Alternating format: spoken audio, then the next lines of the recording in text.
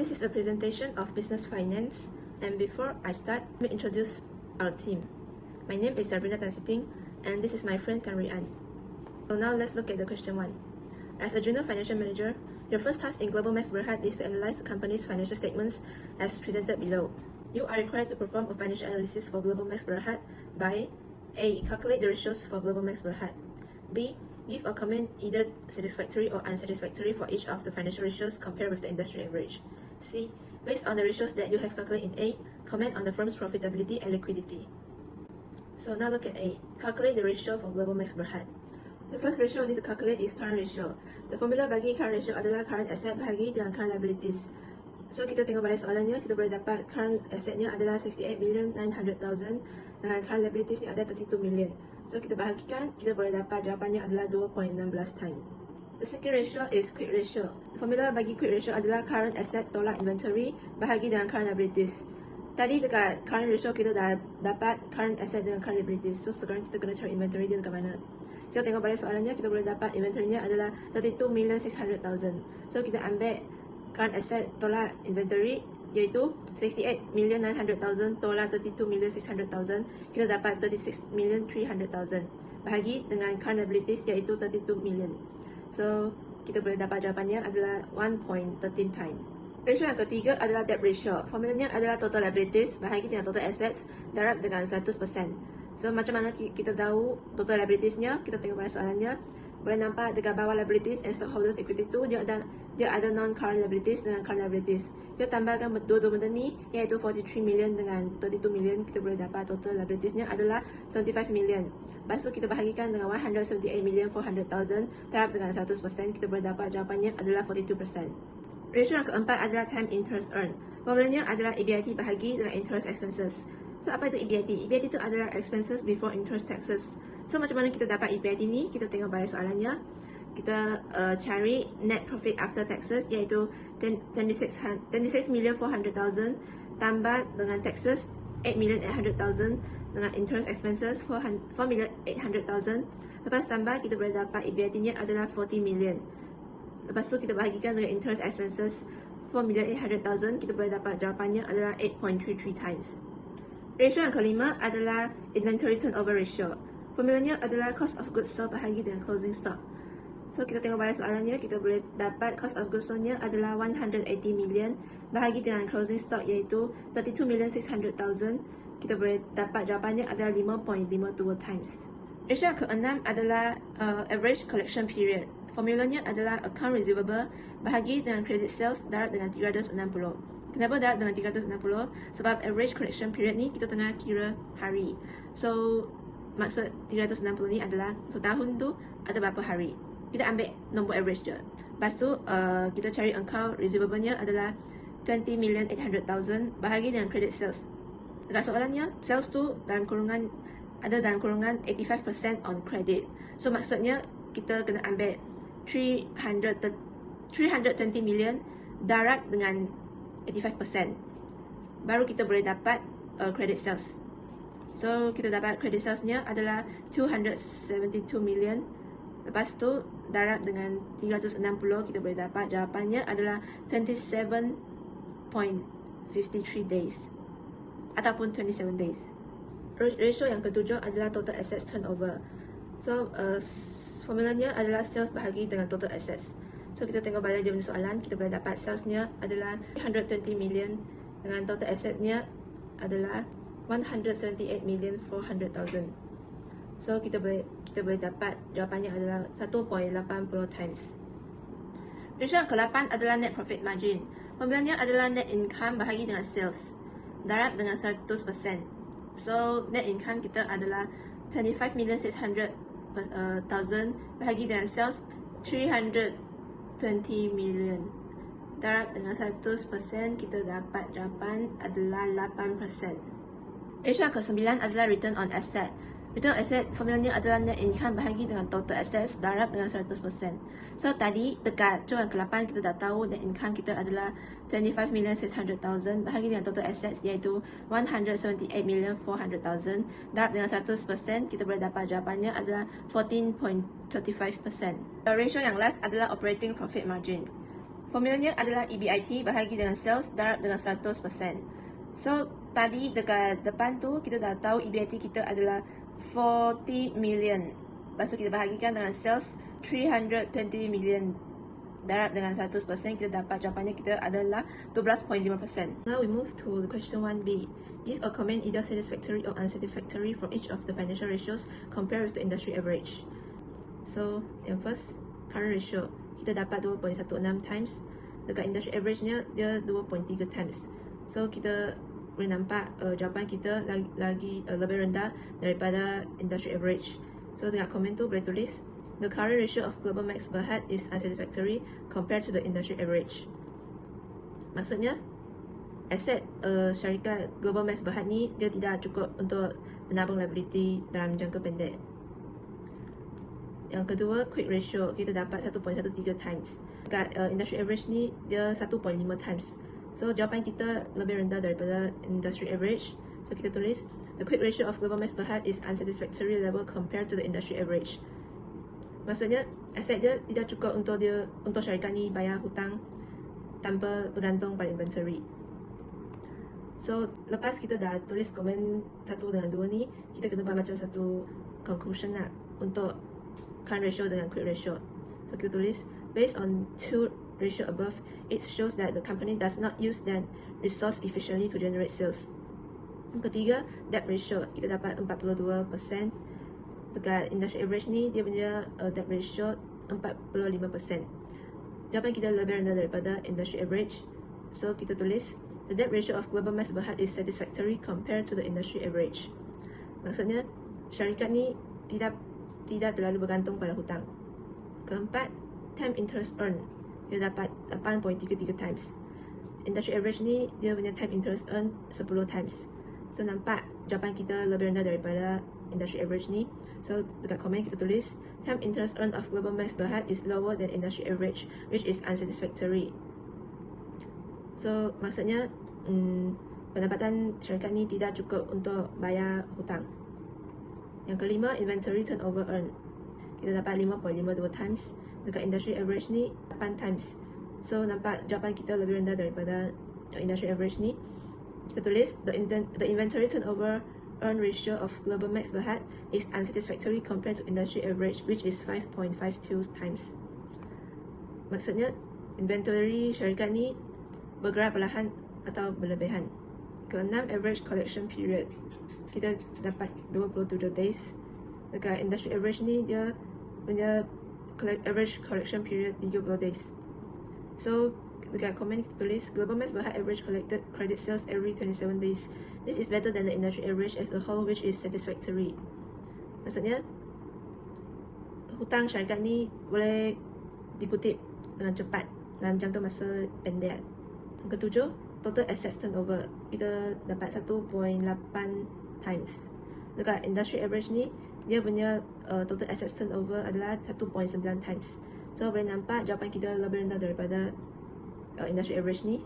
So, kita boleh tulis, the total assets turnover is 1.8 times, means that for every 1 ringgit invested in total assets, the company can generate sales of 1 ringgit 80 cent. Therefore, Global Max Berhad as the total assets turnover is not satisfactory with the industry average of 1.9 times. This ratio shows that the management does not use with the sources efficiently to generate sales. So, maksudnya, aset Global Max Berhad ni, dia tidak digunakan dengan cekap untuk menjana jualan. Yang ke-8, net profit margin kita dapat 8%. Tapi dekat industry average ni, dia punya net profit margin 8.5%. So, maksudnya, jawapan kita lebih rendah daripada industry average ni. So, dekat komen kita boleh tulis macam ni. The net profit margin of Global Max Berhad is unsatisfactory compared to the industry average. Maksudnya, keuntungan syarikat ni rendah berbanding jualan. Yang ke-9, return on assets. Kita dapat 14.35%. Dekat industry average ni, dia punya return on assets adalah 16.15%. So, boleh nampak jawapan kita lebih rendah daripada industry average. So, dekat komen kita boleh tulis, the return on assets of Global Max Berhad is unsatisfactory compared to the industry average. Maksudnya, aset industry ni, aset company ni, dia tidak menjana keuntungan yang cukup. Ke-10, operating profit margin 12.5%. Dekat industry average ni, 17%. So jawapan kita lebih rendah daripada industry average. So kita tulis komen macam ni. The operating profit margin of Global Max Berhad is unsatisfactory compared to the industry average. Maksudnya syarikat ni punya cost operasi tinggi mengurangkan keuntungan. Based on the ratio that you have calculated in A, comment on the firm profitability and liquidity. The first one is net profit margin. Global Max Berhad net profit margin is lower than the industry average of 8.50%, indicating that the company is not as effective in converting sales into net income compared to the competitors. The second one is return asset ROA. The company ROA may also be below to the industry average of 8.5%, suggesting it is not as efficient in generating profit from its asset. The last one is operating profit margin. With an industry benchmark of 17%, if Global Max Berhad margin is below this, it indicates lower operational efficiency. Overall, the company profitability is less than ideal compared to the industry average, which could point to higher costs or lower revenue generation. For the liquidity, the first one is current ratio. If the Global Max Berhad current ratio is below the industry average of 2.3%, this will mean the company makes stronger to cover its short-term liability. The second one is quick ratio. A quick ratio below the 45% industry benchmark further suggests liquidity challenge, as it indicates limited liquid assets. Overall, Global Max Berhad face liquidity challenge if its ratio are consistently below industry level, impacting in its ability to meet short-term liability. Question 2. Badani Sendirian Berhad need a cash budget for October. The following information is available. You are required to contrast a schedule of expected cash collection for October, a schedule of expected cash payment for inventory purchase for October, and a cash budget for October indicate any borrowing that will be needed. A schedule of expected cash collection for October. October cash sales 7,400. So, kita sudah cari tentang cash credit sales yang kita dapat dalam Oktober. Nombor 1, Ogos, kita kena ambil sales on credit 20,000 darab dengan 18% dapat 3,600. Lepas tu September pula 30,000 darab dengan 70% dapat 21,000. Lepas tu yang last Oktober, credit sales dia 40,000 darab dengan 10% dapat 4,000. So kita kena total untuk dapat total receive dan total yang kita receive dalam Oktober. So kita akan ambil 7,400 tambah dengan 3,600, 21,000 tambah lagi 4,000 dapat 36,000. Yang 36,000 ni adalah total receive kita. Nombor 2, a schedule of expected cash payment for inventory purchases for October. Dalam additional information, a car payable from September inventory purchase is 60,000 will be paid in October. So dalam schedule ini kita kena letak September purchase ialah 16,000. Lepas tu additional information juga ada terangkan purchases of inventory will total 25,000 for October. 20% will be paid for Oktober. So, kita kena cari 20% untuk bayar dalam bulan Oktober. So, kita kena ambil 25,000 darab dengan 20% dapat 5,000. 5,000 ini yang kita kena bayar dalam Oktober.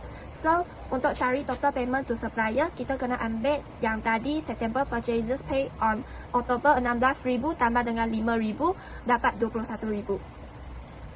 Nombor 3, a cash budget for October indicate any borrowing that will be needed. So, first kita kena record dulu opening balance 9,000 dalam additional information. Lepas tu kita juga kena record cash yang kita dapat 36,000. Lepas tu tambah baru dapat kita punya total cash available adalah 45,000. Lepas tu kita kena cari expenses yang kita guna. The first one is nombor 1, payment to supplier. Yang payment to supplier yang tadi table B yang kita kira 21,000. Lepas tu selling and administrative expenses. Dalam additional information, selling and administration expenses are budgeted at 30,000 for October. Of this amount, 4,000 is for depreciation. So kita just kena record selling and administrative expenses. Kita tak payah depreciation. So 13,000 kena tolak 4,000. Lepas tu dapat 9,000. Yang 9,000 ni adalah selling and administrative expenses. Lepas tu equipment purchase. Dalam additional information, equipment costing 18,000 will be purchased for cash during October, and the cash dividend of 3,000 will be paid during this month. Okay, maksudnya kita dalam October ada beli equipment, so 18,000 ni kita kena record juga. Lepas tu additional information pun ada cakap cash dividend of 3,000 will be paid during this month. So maksudnya cash dividend 3,000 tu pun kena juga bayar dalam Oktober. So dari atas kita kena tambah 21,000 adalah payment to supplier, selling and administrative expenses 9,000, lagi tambah equipment purchase dan cash dividend adalah 18,000 tambah 3,000. So kita dapat 51,000. Okay, so sekarang kita kena cari cash kita surplus ke deficit. So kita kena ambil total cash available, tolak dengan total cash yang kita perlu bayar. So 45,000 tolak dengan 51,000 dapat negatif 6,000. So negatif 6,000 ni adalah cash deficit. Dalam additional information, the company must maintain a minimum cash balance of 5,000. Maksudnya kita kena make sure company kita ada 5,000 dalam cash account. So sekarang cash kita deficit, so kita kena pinjam duit untuk cover deficit ni. So kita ambil 6,000 tambah dengan 5,000 sebab 5,000 ni kena maintain dalam cash balance untuk company. So 6,000 tambah 5,000 dapat 11,000. 11,000 yang kita kena pinjam untuk cover deficit. So cash balance at 31 October adalah 5,000. That's all for us. Thank you.